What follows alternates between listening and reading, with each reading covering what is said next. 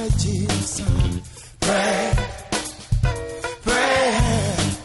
We gotta pray, pray for me. We're going to get right to this lesson, sisters and brothers. I want to say also to the sisters and brothers that are watching us live on the internet, it is good to stand before you on the Lord's high day. This day, sisters and brothers, the first day of the Feast of Unleavened Bread is a Sabbath day. This is the day that the people that call themselves Christian messed up on because they didn't understand that this was a Sabbath day, and they thought that when Jesus died on the Passover, it was a day before the weekly Sabbath. That's why you got the flaw, which is being taught that Jesus died on Good Friday and rose Easter Sunday morning. The reason is because they didn't understand this day. But we're going to get right into this lesson. We're going to go to Leviticus, the 23rd chapter, and we're going to start reading at verse 1. Because I tell people all the time, if you understand the 23rd chapter of Leviticus, you know what God is doing. Because the Lord is not a God of secrets. He revealed all of his secrets to those that want to hear. Everything that man needs to know to get salvation, the Lord have it written, and it is understandable. And this 23rd chapter of Leviticus is the plan of God. That's why you don't have Purim in there. That's why you don't have the festivals of lights. That's why you don't have the dedication. None of that have nothing to do with the salvation and plan of God. Those days were civil holidays for whatever their reason was, which we ain't going to deal with today because I have a few things I need to deal with that I want to get out of here and get to this food. So we're going to start Leviticus 23 and 1. Go ahead and read. And the Lord spake unto Moses, saying, Speak unto the children of Israel, and say unto them concerning the feast of the Lord. I always like to emphasize this concerning the feast of the Lord. Go ahead and read. Which you shall proclaim to be a holy convocation. Even these are my feasts. Even these are the Lord's feasts, sisters and brothers. They are not the feasts of the Jews. These are the Lord's feasts. So you're a servant of God. I don't care what nationality you are. You are supposed to be keeping these feasts. Because these are the Lord's feasts. So we had Passover, so we're going to get, but we're going to read, but we're going to look at this Passover anyway. We're just going to read it because it is here. Verse 4, go ahead and read. These are the feasts of the Lord, even holy convocations. Go ahead. Which you shall proclaim in their season. You shall proclaim in their season. Now, the reason, now we're going to read 5 and 6, and I want to make a point here. Verse 5, go ahead. In the 14th day of the first month at even is the Lord's Passover. In the 14th day of the month at even is the Lord's Passover. The 14th day, sisters and brothers. Go ahead and read. And on the 15th day of the same month is the Feast of Unleavened Bread. And on the 15th day of the same month is the Feast of Unleavened Bread. If the Feast of Unleavened Bread started on the 14th, then the Lord would have said on the 14th day. I don't understand why it is. We have every year somebody want to make the Feast of Unleavened Bread and the Passover the same day. It is not the same day. And we're going to show you that you don't start holding the Feast of Unleavened Bread on the 14th day because there's a spiritual reason why you can't do that. We're going to point that out today. But go ahead and read. 7 days you must eat unleavened bread. 8 days you must eat unleavened bread. 7. You sure it's not say 8? It said 7. Okay, go ahead. In the first day you shall have an holy convocation. You shall do no servile work therein. Go ahead. But you shall offer an offering made by fire unto the Lord 7 days. How many days? 7 days. Now, do I need to interpret that? No, sir. What verse was that? Verse 8. Go ahead. In the 7th day is an holy convocation. You shall do no servile work therein. And it said it again, didn't it? And you shall do no servile work therein. 7 days. Sometimes we have a problem understanding what's written. Because when we don't read what's written, then we think that we know something. But I want to let you know something, sisters and brothers, because we get I get the news that sometimes you have people sitting out teaching while I'm teaching. I want you to understand something. I know more than you. And I am not going to back down and be humble and say I don't. Ain't nobody in here can teach this Bible better than me. Now let's go into Exodus the 12th chapter and look at this. Exodus chapter 12. Because I'm tired of all these smart people that know more than me. But still you're coming here. When you get so smart that you know more than me, then it's time for you to move on. Exodus the 12th chapter. Exodus the 12th chapter. It reminded me when I was working at Murphy Miller, because my trade is a heating and air conditioning. I'm a pipe fitter. And I'm giving this guy on-the-job training. And I trained him. A year later, we talking. He said, well, you know, I should get paid more than you. I said, why is that? Because I know more than you. I just looked at it. I trained him. I just said, sometime you need to pay attention, sisters and brothers. Now we're going to start this at 12 and 15 because this is the Feast of Unleavened Bread here, sisters and brothers. We had Passover Monday night. 15, go ahead. 7 days you shall eat unleavened bread. Started out again, didn't it? Mm-hmm. 7 days you shall eat unleavened bread. And this is the Feast of Unleavened Bread, sisters and brothers. It is not the Feast of Unleavened Agents. Bread. Every year, people want to throw out the cake mix. They want to throw out the baking powder. They want to throw out the baking soda because it's leavening agent. I said, I didn't see where it said unleavened agent, leavening agent, unleavened bread. That's right. 7 days you should eat unleavened bread. Go ahead and read. Even the first day you should put away leaven out of your house. Uh-huh. For whosoever eateth leavened bread from the first day unto the seventh day, that soul should be cut off from Israel. Now, that's a real severe punishment for somebody not eating bread, isn't it? But I'm going to show you, sister and brother, when it get down to the real meaning, it's not severe. It's a matter of fact. Go ahead and read. And in the first day there should be an holy convocation. Uh-huh. And in the seventh day there should be an holy convocation to you. Uh-huh. No manner of work shall be done in them, save that which every man must eat, that only may be done of you. Now, this day is a holy convocation, and the seventh day is a holy day, is a Sabbath day. But go ahead and read. And you shall observe the feast of unleavened bread. Uh-huh. For in this self-same day have I brought your armies out of the land of Egypt. Uh-huh. Therefore you shall observe this day in your generations by an ordinance forever. So this is the day that the Lord took Israel out of Egypt. Israel went across the sea, sisters and brothers, according to what we read. But now we're going to look at this 18th verse, and we're going to look at it a little close right here. Read the 18th verse. In the first month, on the 14th day of the month, at even, you shall eat unleavened bread until the 1 and 20th day of the month at even. Now, people read this. Even though we done said 7 days, even though we read in the beginning of Leviticus, the 23rd chapter, that Passover, unleavened bread started on the 15th. They read on the 14th month. And on the first month, on the 14th day of the first month, you shall eat unleavened bread. See, you're supposed to have it on Passover. No, sisters and brothers. It's letting you know at the end of the 14th day, because you can't breach because it's already been written in the law. That's right. And the beginning of the 15th day. Mm-hmm. Now, put your finger right here. We're going to run a little bit. In fact, put your marker here. Because I want to run because I'm getting tired of dealing with this same issue every year. We're going to run and look at something real quick. We're going to go to the 23rd, Leviticus 23. And we're going to start at verse 27 because I'm going to show you another day that is messed up like this. Leviticus 23, and we're going to start at verse 27. Because these kind of things, sisters and brothers, that we try to do and people want to come up and talk, I'm getting so tired of lip service where people don't have a thimbleful of knowledge.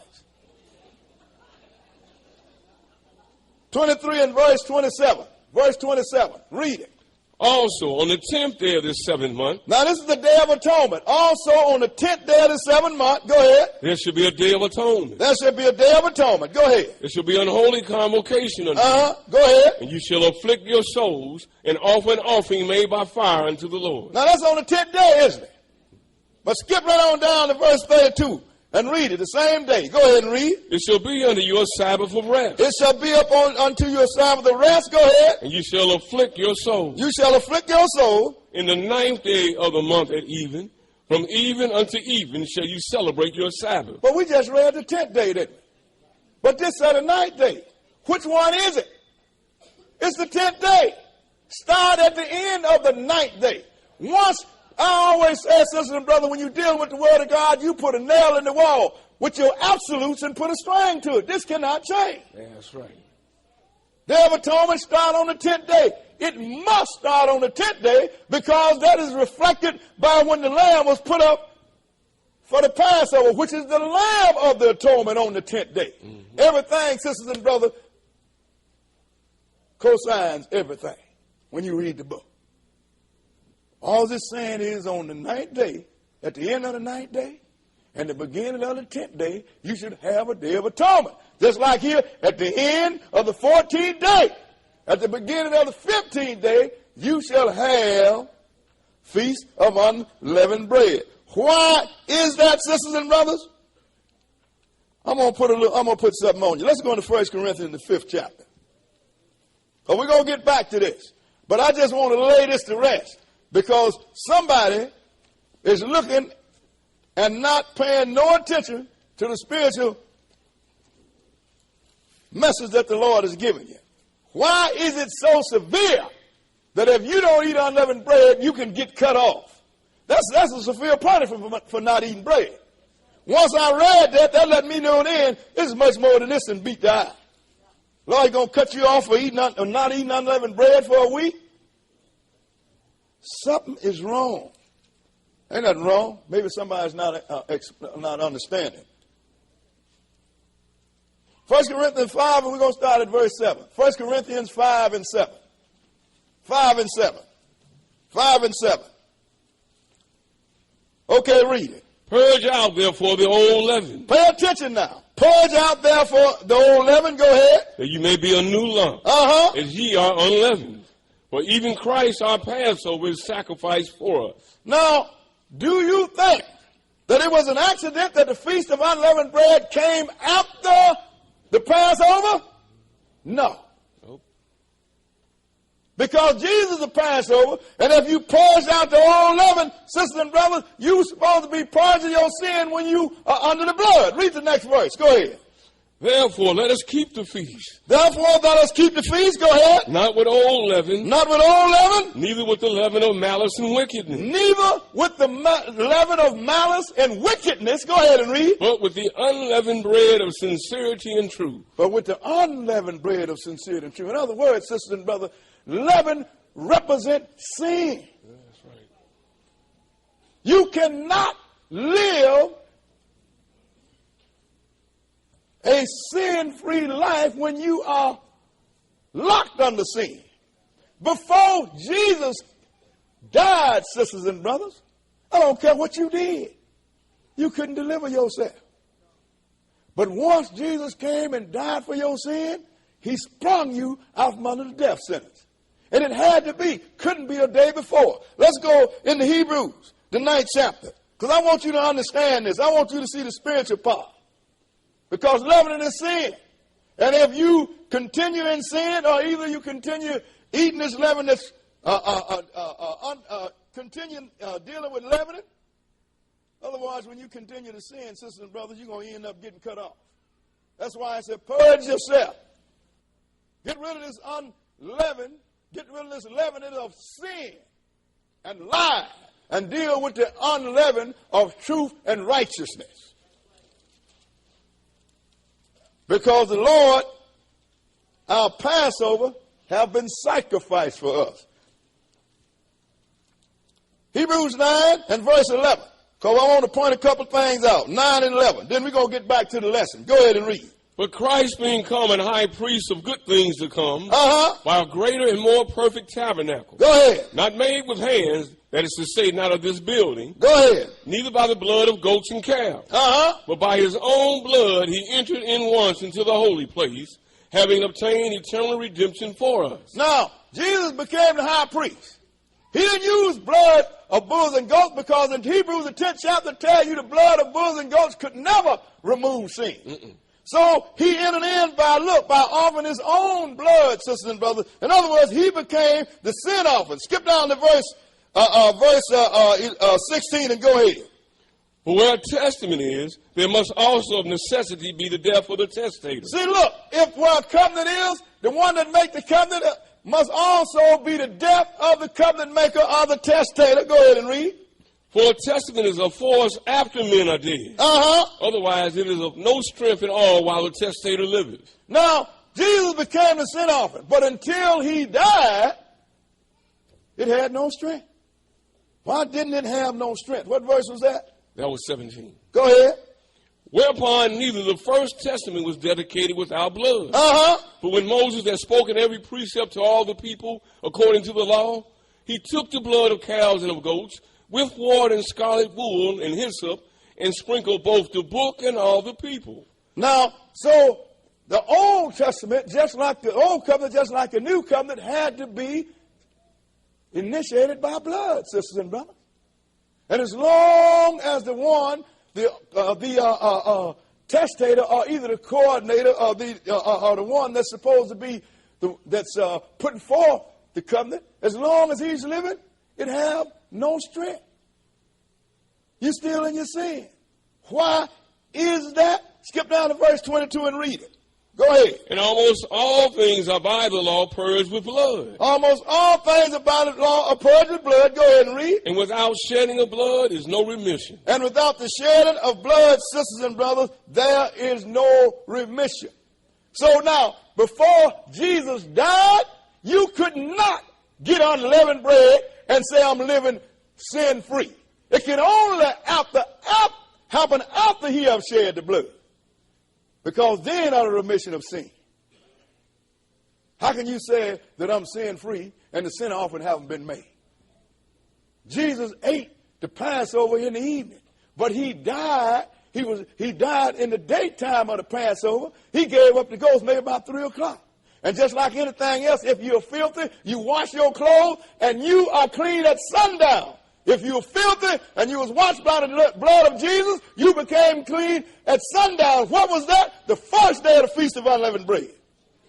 You could not live sin-free before the sin offering was offered, sisters and brothers. Right. Somebody need to take a spiritual look at this thing. How many times must the Bible say, 7 days you must eat unleavened bread? Well, you know, brother, they had unleavened bread at Jesus at the Passover, because Jesus said you do not offer his Passover with leavened bread. None of his feasts, sisters and brothers. How you going to make a feast to the Lord and you're going to lose leavened bread, and leaven represents sin? Right. All you got to do on your own time. Go to Exodus 24 and 24. Chapter 24 and 25 on your own time and read it. He said, don't make my sin offer, my sacrifice with leavened bread. So now let's go back, because I want you to look at the spiritual part of it. You cannot have the Feast of Unleavened Bread start on the 14th, because leavening represents sin. How you are going to say that you are sin-free before the sin offering is made? And how can sin be removed with the blood of bulls and goats? So who removed the sin? Jesus. That's right. So if you start eating unleavened bread, you've been fooling yourself. You can keep on fooling yourself. I just wanted to put the record straight. Let's go into Deuteronomy, 16th chapter. Deuteronomy, 16th chapter. Because it's not only here, sisters and brothers, people be calling me from all the camps. Well, you got this brother here, he teaching this and this. I tell you, you get anybody in the Israel of God that's teaching something contrary to what we're teaching, all the heads of the camps are listening to me right now. Throw them out.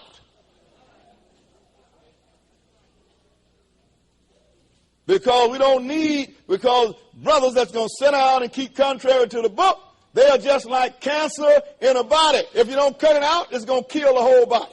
Right. Deuteronomy 16. And we're going to start reading at verse 1.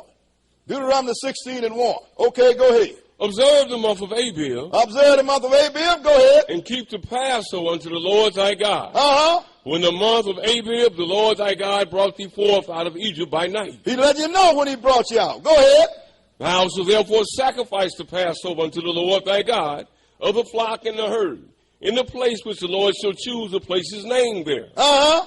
Thou shalt eat no leavened bread with it. Thou shalt eat no leavened bread with it. Go ahead. 7 days shalt thou eat unleavened bread therewith, even the bread of affliction. Uh-huh. For thou camest forth out of the land of Egypt in haste. Go ahead. That thou mayest remember the day when thou camest forth out of the land of Egypt all the days of thy life. He said, you will do it, but 7 days you should eat. He told you not to eat no leavened bread with the lamb of the Passover. But when the feast of unleavened bread, did he say 8 days or 7? 7. If he included the Passover, he should have said 8, shouldn't he? That's right. But he said 7, sisters and brothers. Keep reading. 4. And there shall be no leavened bread seen within all thy coasts 7 days. Now, no leavened bread shall be seen within all thy coasts for how many days? 7 days. Sooner or later, even the densest person in the world will start to understand this. Finish that verse. Neither shall there anything of the flesh which thou sacrificest the first day at even remain all night until the morning. He said, neither shall you leave none of the lamb. That's why when you had a lamb. Why? Because when they killed Jesus, they put him in the ground. They didn't leave none of them hanging on the cross, sister and brother. Skip down to verse 8 and read it. Verse 8. Go ahead. 6 days thou shalt eat unleavened bread. 6 days you should eat unleavened bread. Go ahead. And on the 7th day shall be a solemn assembly to the Lord thy God. Now on the 7th day thou shalt have a solemn assembly to the Lord thy God. Finish there. Thou shalt do no work therein. Oh, so now on the 6th day you shall eat. But the 7th you can't. No, we already established that you have a feast of 7 days, don't we? We already established that the 7th day is a feast day, even though the Lord says a solemn assembly. But Brother Boo, you ain't supposed to eat on a solemn assembly. All God's feasts are solemn, sisters and brothers. And every time you come together, it is a serious and holy assembly. That's what makes it solemn. That's what makes it solemn. We have to get smart, sisters and brothers. 7 days, it says. 6 plus 1 is what? 7.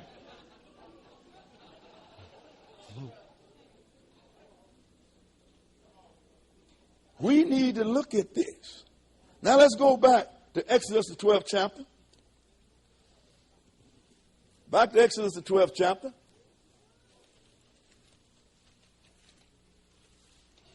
And we're going to pick up where we left off at. Exodus 12.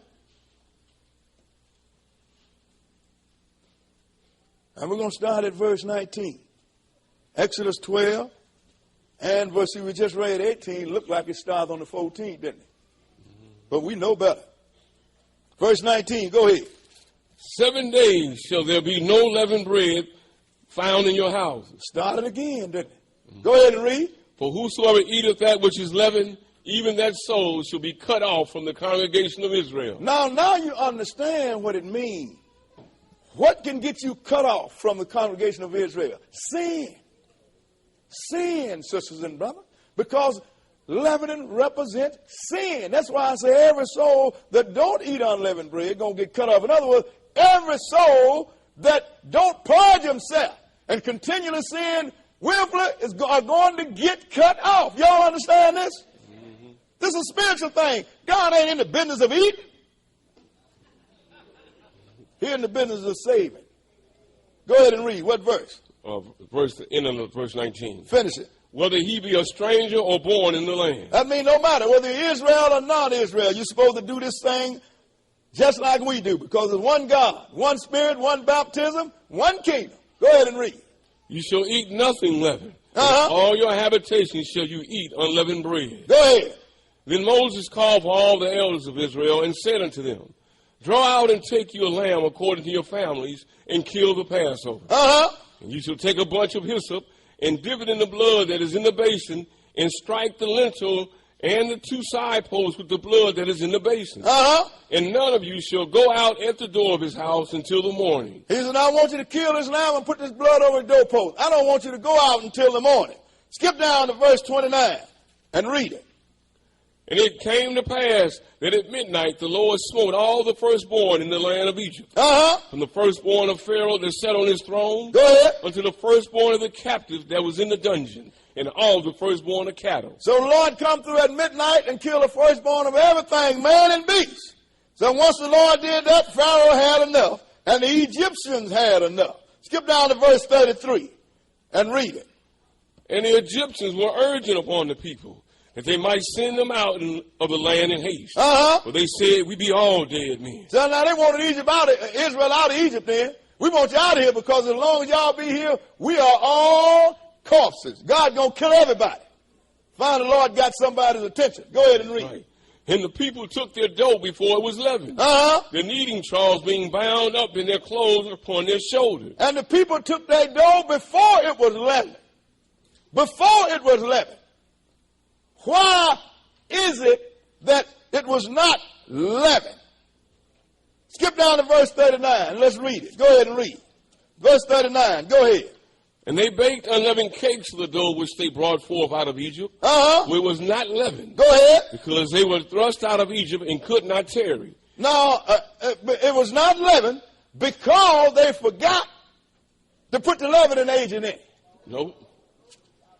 Because they was thrust out in a hurry and they didn't have time for it to rise. Whatever would make it rise was in it. That's right. But they didn't have time to wait on it. They was thrust out and they couldn't wait. It is not what's in the bread, it's whether the bread rise or not. If the bread is 1/16 of an inch, the dough when you pour it in there, I don't care if you got baking powder, baking soda, eggs, whatever in it. If it's 1/16 of an inch when it is cooked, it is still unleavened bread. Y'all understand? Because I'm getting tired of this small-mindedness. We got to dispense with it, sisters and brothers. And I'm not being indignant when I say it. I'm just trying to get ready because you ain't on the end of the telephone with everybody calling me every year with the same questions. What's so funny about it is sometimes it's from the same people. That let me know nobody is listening. Did you finish that? No, sir. Finish that. Neither had they prepared for themselves any victual. So they had prepared for nothing because they was in a big rush. Now let's go into the 13th chapter of Exodus here and start at verse 1. 13th chapter of Exodus and verse 1. 13 and 1. Okay, go ahead. And the Lord spake unto Moses, saying, Sanctify unto me all the firstborn, whatsoever open the womb among the children of Israel. Go ahead. Both of man and of beast, it is mine. And Moses said unto the people, Remember this day in which you came out from Egypt, go ahead, out of the house of bondage. For by strength of hand the Lord brought you out from this place. There shall no leavened bread be eaten. Now he's letting you know. He brought you out on the feast of unleavened bread, sisters and brothers. He says, so I want you to remember this day. I want you to sanctify all your firstborn because God is a fair God. He killed all the firstborn of Egypt, being that all people are his children. He was supposed to do it to Israel, but he let Israel redeem his with an animal. He said, but remember, this leavened bread, this is when I brought you out of Egypt. Go ahead and read. This day came you out in the month Abib. This came you out in the month Abib. Let you know what month that you was from. Skip down to verse 6 and go ahead. 7 days thou shalt eat unleavened bread. And in the 7th day shall be a feast to the Lord. He said it again. And the 7th day shall be a feast of the Lord. In Deuteronomy, it says 6 days you should eat unleavened bread, and the 7th day is a solemn assembly. But then here it says it's a feast of the Lord. That let me know one thing. You can feast on a solemn assembly because you cannot feast to the Lord if you don't have a solemn assembly. That's right.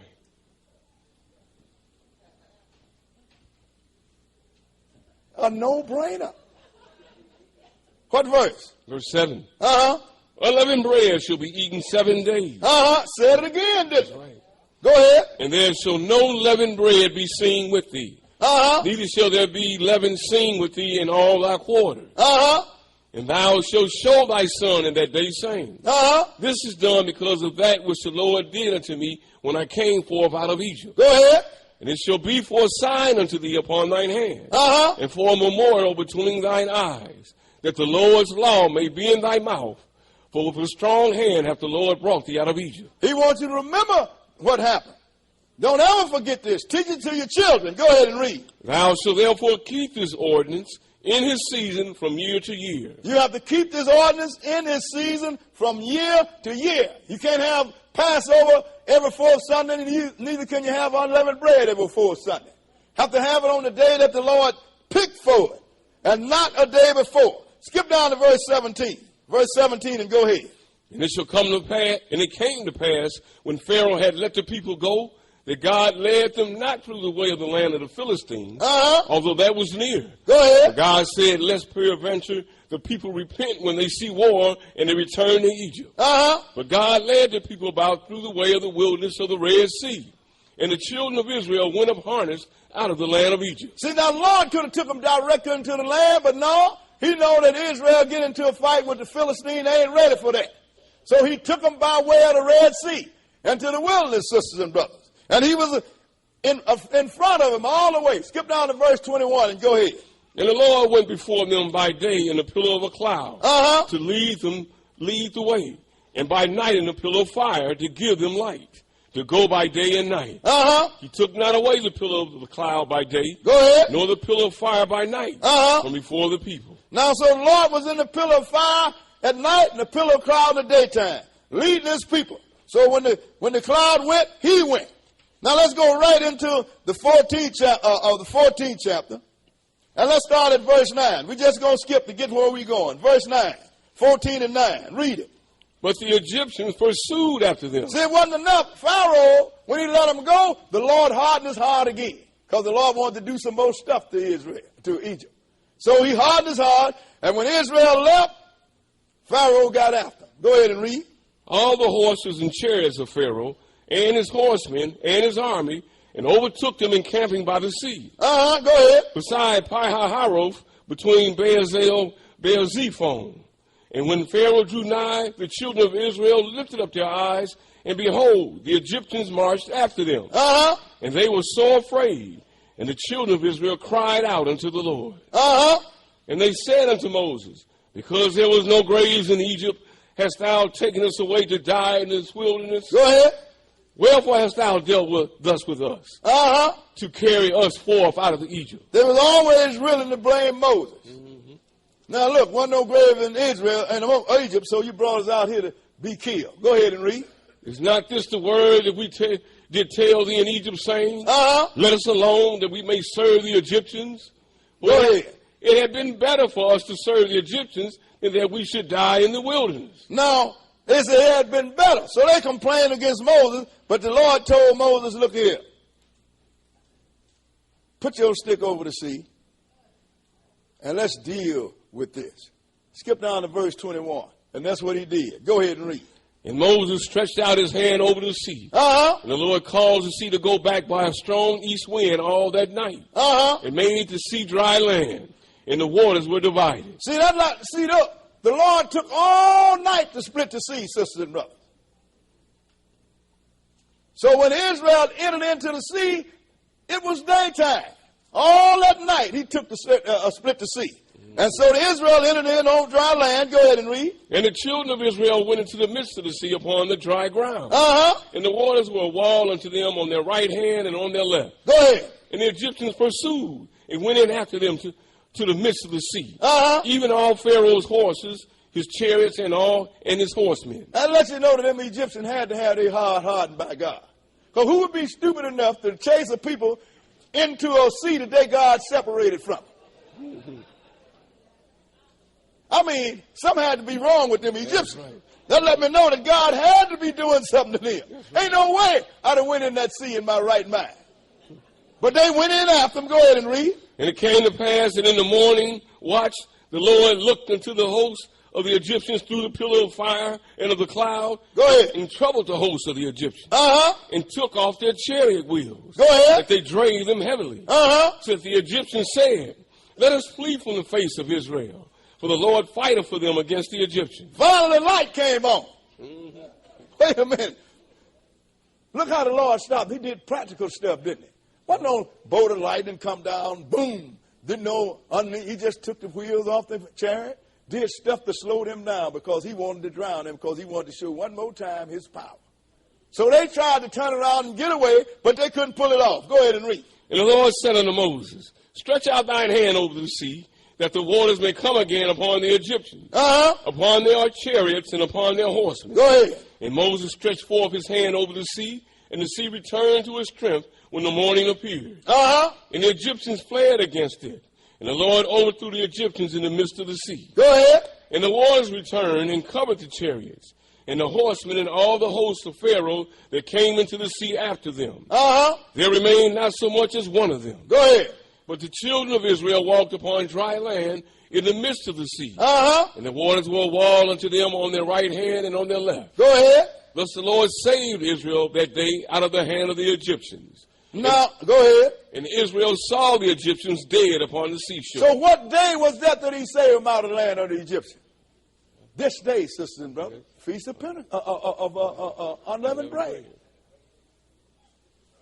Because the Lord, I want to give you something, sisters and brothers. The Lord will not save sinners. Being that all Israel was just as big as sinners as the Egyptian, the Lord had to do something.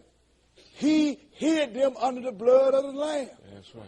So he didn't have to look at this sinful Israelite. He said, when I see the blood, I'm going to pass over you.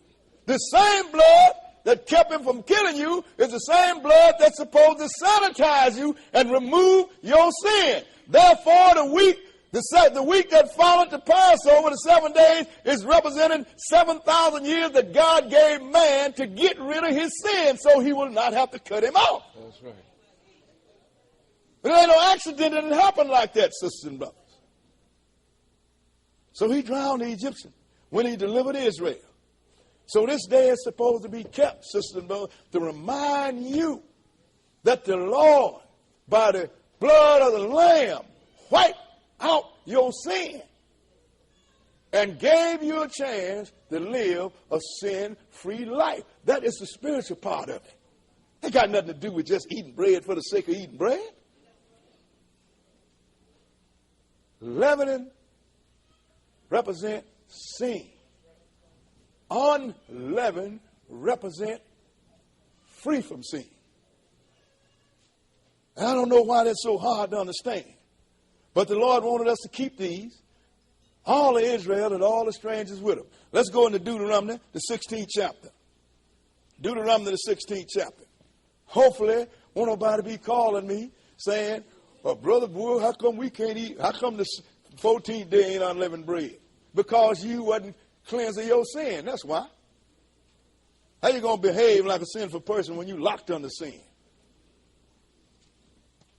Deuteronomy 16, and we're going to start at verse 16, because the Lord wants these to be observed, sisters and brothers. Verse 16, Deuteronomy 16 and verse 16. Go ahead and read. 3 times in a year shall all thy males appear before the Lord thy God, in the place which you shall choose. Go ahead. In the feast of unleavened bread. That's 3 times a year you appear before the Lord thy God in the place where you should choose. Somebody say, well, Brother Bull, we can't do that because he chose Jerusalem. The Lord told me in the 23rd chapter of Leviticus, you shall keep this in all your generation and all your dwelling. He also told me, well, there's 2 or more gathered together in his name, he is among them. He is here. And ain't nobody going to tell me different. Why are we here? Because this is the place of his choosing. That's right. And he said, don't appear empty. You get some brothers, don't give up nothing all year. Brother, you know who you are. You give up something tonight. I ain't saying it because we need the money. I'm saying it because you need to have something that the Lord can lay to your charge. Right. Go ahead and read.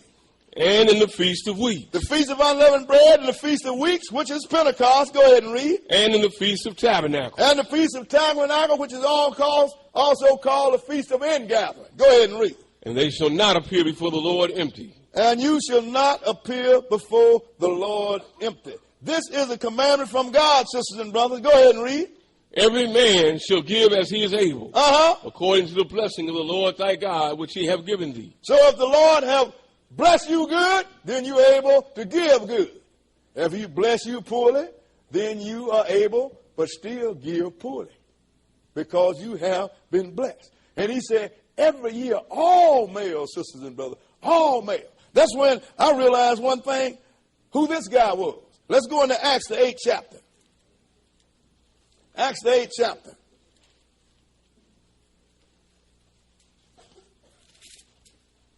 Because it is strange, sisters and brothers. We must have read 7 days of unleavened bread, well, at least 6 or 7 times, right? How is it that we can't understand that?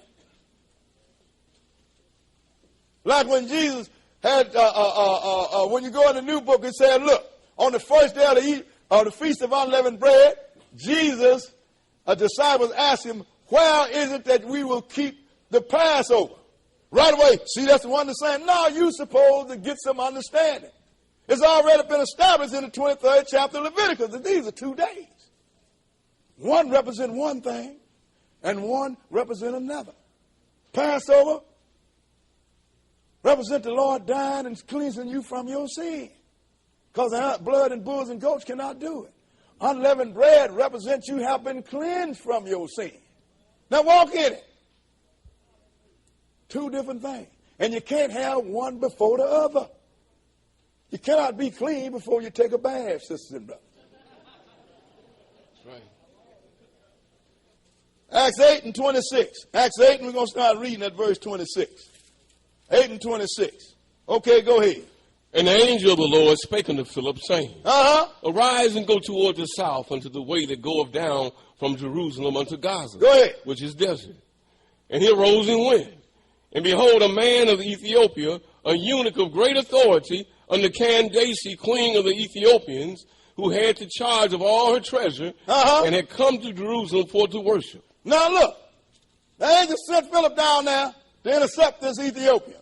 And he had come from Jerusalem to worship, sisters and brothers. What was this Ethiopian doing down in Jerusalem? Don't you know what people say about the Lord's holy day? Oh, that belonged to the Jews. Why was this Ethiopian down there? Because he was an Israelite. He was keeping the law. Go ahead and read. Was returning and sitting in his chariot, read Isaiah the prophet. Then the Spirit said unto Philip, Go near and join thyself to this chariot. Well, why wasn't he reading 1 Corinthians, the 15th chapter? He read Isaiah the prophet. And he said, Go near and join yourself to this chariot. Go ahead and read. And Philip ran thither to him, and heard him read the prophet Isaiah, and said, Understandest thou what thou readest? Do you understand? Now, he was reading the prophet Isaiah. He was reading the scriptures, sisters and brothers. This was an Israelite. So we asked him, do you understand what you read? Now, this is an interesting answer, but it's a smart and wise answer. What is that? Go ahead and read. And he said, How can I, except some man should guide me? Oh, he didn't say, the Holy Ghost is going to teach me. He said, how can I, except some man should guide me? Go ahead and read. And he desired Philip that he would come up and sit with him. And he asked him to come up and sit with him. This is what you got to understand. That's how the Lord do things, sisters and brothers. The Lord used men to teach me. Men teach men. It doesn't go pop up in your head. He will let you understand things after you have been taught. And you'll come a certain degree. It's just like a baby walking. He stumble and fall, but after a while, when he get that walking thing down good, he get better and better. So the more you learn, the less tutelage you need. But if you don't know the difference between 7 and 8 days, you need a lot of tutelage. So this Ethiopian said, so Philip got up there and taught him. But people said, well, you know, since Christ died, we don't keep them old days. Is that a fact? Let's go into one that they believe that terminated it. Paul, let's go into Acts 18th chapter. Acts chapter 18. And we're going to start at verse 18. Acts 18 and verse 18. Acts 18 and 18.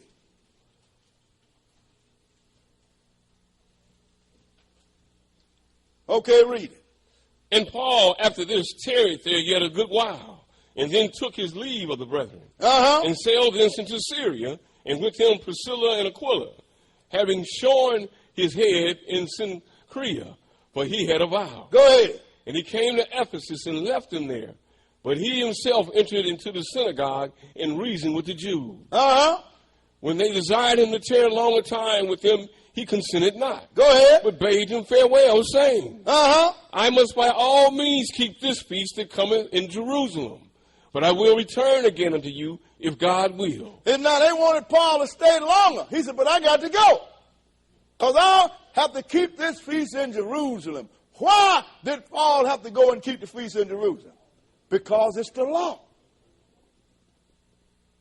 Now let's go a little further. Let's go into Acts the 20th chapter. Acts the 20th chapter. This time he was in Ephesians and he left early because he wanted to keep the feast. But this time he bypassed Ephesians 20 and 6. 20 and 6. Read it. And we sailed away from Philippi after the days of unleavened bread, and came unto them to Troas in 5 days, where we abode 7 days. Now, this time he was in somewhere else, but he skipped the Ephesians. Skip down to verse 16 and read it. 16, go ahead. For Paul had determined to sail by Ephesus, because he would not spend the time in Asia, for he hasted, if it were possible for him, to be at Jerusalem the day of Pentecost. So, Paul, why did he want to be there for the day of Pentecost? Because it's the law, sisters and brothers. It is the law. That's why I say all males going to come to me 3 times a year. Feast of Unleavened Bread, which is feast. Feast of Pentecost, which is the Feast of Weeks that's coming up. And the Feast of Ingathering, which is called Tabernacle. This is the law. We're not here just exercising a good-hearted idea. We are keeping the law. So now I hope you got some understanding out of this, sisters and brothers. And I don't get no 1,000 phone calls from y'all next year asking me the same question. But, sisters and brothers, what we will do is we are going to eat and we're going to drink a little wine. But we always read this one place because, you know, you get a lot of people come out of other religions and they don't understand this because they're so holy. Let's go into Deuteronomy, the 14th chapter. They never paid no attention to the fact that it was that holy where they came from. Why you here?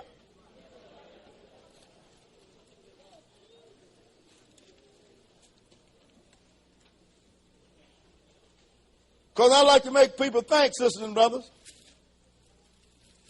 if what you heard and learned was good enough to get you here, what make you think that we're going to do something to get you cut off? What you need to do is pay attention to what we read. Deuteronomy 14, and we're going to start reading at verse 22, 14 and 22. And we want to pay some attention to this too. Make sure that we don't go out and buy something like whatever. I ain't going there. Verse 22, go ahead. Thou shalt truly tithe all the increase of thy seed, that the field bringeth forth year by year. Now, he said you shall truly tithe all the increase of your seed. Whatever you grow, you're supposed to tithe for this feast. This ain't everyday stuff. This is for this feast. Go ahead and read. And thou shalt eat before the Lord thy God in the place which he shall choose to place his name there. Go ahead. The tithe of thy corn, of thy wine, and of thine oil, and the firstlings of thy herbs, and of thy flocks, that thou mayest learn to fear the Lord thy God always. Go ahead. And if the way be too long for thee, so that thou art not able to bring it, to be able to carry it, if the place be too far from thee, which the Lord thy God shall choose to set his name there, go ahead. When the Lord thy God have blessed thee, then shalt thou turn it into money, and bind up the money in thine hand. Now look, now he wants you to tithe your corn and your oil, your cattle or your sheep or whatever it is. But if the place too far for you to carry all these corn and feed or to drive all these cattle, he wants you to sell it. Don't you know you got brothers that read this and say you ain't supposed to tithe no money, you're supposed to tithe cows. And as far as he's concerned, the cow grow in June tea or dominates. Some of them ain't seen a live cow in their life. And you supposed to tithe corn. So I'm going to go to the store and I'm going to buy a bushel of corn and I'm going to put the corn. Well, if you're going, no, bring me the money, let me do something with it. I'm going to pay the rent in the place you in. I'm going to pay the note on the fleet of vans that you're running around in. I'm going to pay the airline tickets that you're in. I'm going to buy the place that you're sitting in serving God. In other words, sisters and brothers, it is time out for foolishness. It is time out. And you hear people that sits in this world all these years, go for it. He said, if the place too far, sell it the money. So as far as I'm concerned, all you that think you should tithe cows and corn, it's too far from you. Sell it and bring me the money. And what are we going to do when we get there with this money? Go ahead and read. And shall go unto the place which the Lord thy God shall choose. And thou shalt bestow that money for whatsoever thy soul lusteth after. And you shall bestow that money for whatsoever your soul lusteth after. Go ahead and read. For oxen. For oxen. Or for sheep. For sheep. Or for wine. Or for wine. You know wine, not grape juice. Wine. Go ahead and read. Or for strong drink. Or for strong drink. To me, that's Jack Daniel. But I recommend you don't do it now because these police are waiting for you. And if you go to jail, don't call me. I don't know you. But the Lord said you're supposed to do it, whatever, and do what? Finish that. Or for whatsoever thy soul desires. And thou shalt eat there before the Lord thy God, and thou shalt rejoice, thou and thine household. And we're supposed to eat before the Lord. That's what we're going to do. And we're going to rejoice before the Lord our God.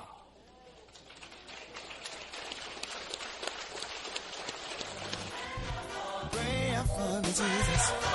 Yes, yes. Pray for me. Pray.